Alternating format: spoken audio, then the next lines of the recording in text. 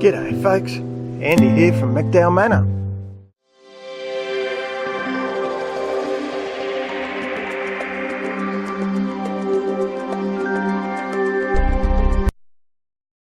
Okay, so this is the third one in the kombucha series. This will be our second ferment on a kombucha tea.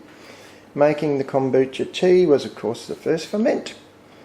So what I'm going to do, those are the bottles that I'll be using to put this in. It should come out like a fruit flavoured soft drink, except it'll be probiotic, so extremely good for your gut.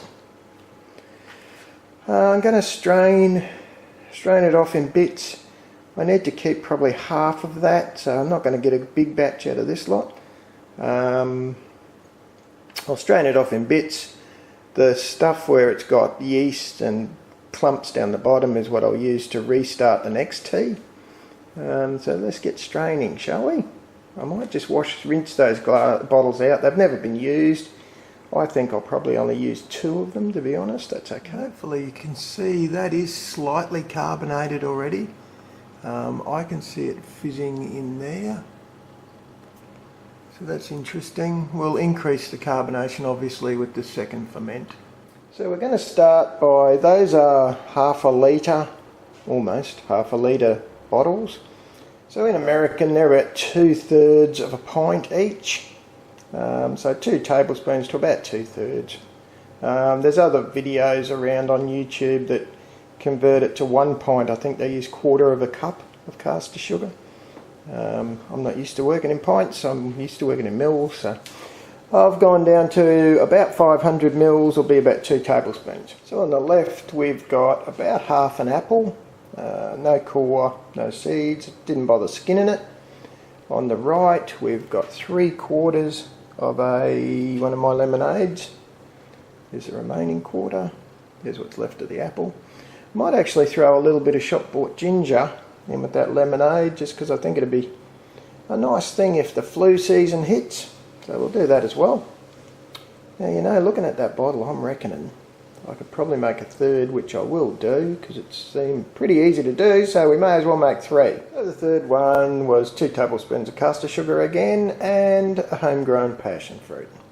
There we go.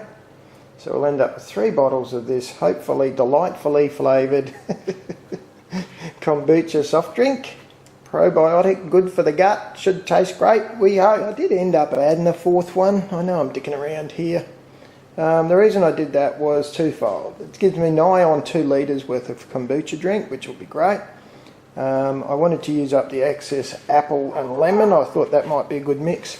But the other thing I wanted to try with the mixed one is I only added half the sugar. So that's 1 tablespoon of sugar.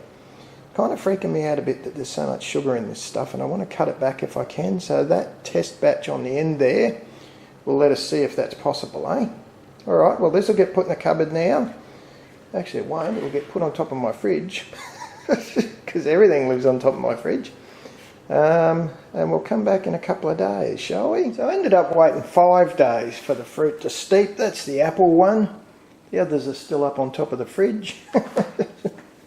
What I'm going to do is pour that through this coffee filter paper just to strain it, and then we'll give it a try, eh? Wow, it certainly is fizzy. Really surprised the top came off with quite a pop. Still think it's best to strain it, but I'll do it on an angle like pouring beer. Ah, stuff it. I just held the apple and poured it in the end.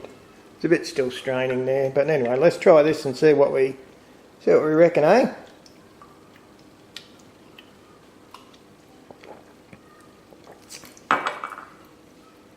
Holy cow. Alright, it's still got the sweet as it comes in. So we now got a sweet apple drink with a tang on the back of the throat. I reckon it's bloody fabulous. I can't believe it. So those of you who've bothered to follow along on all 3, it really is quite good. I'm certainly going to keep this little experiment going because it's a bloody cracker. Alright, well, you enjoy your weekends or your weeknights or whatever's coming up for you folks.